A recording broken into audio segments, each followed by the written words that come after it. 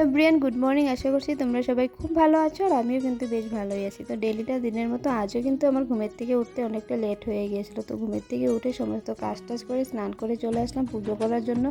আজ যেহেতু বৃহস্পতিবার আর ফুল ছাড়া তো পুজো দেওয়া যায় না, আর বাড়িতে ফুলও ছিল না। এইদিকে হাজব্যান্ডকে বললাম ফুল নিয়ে আসো, এইদিকে হাজব্যান্ড ফুল নিয়ে আসলো।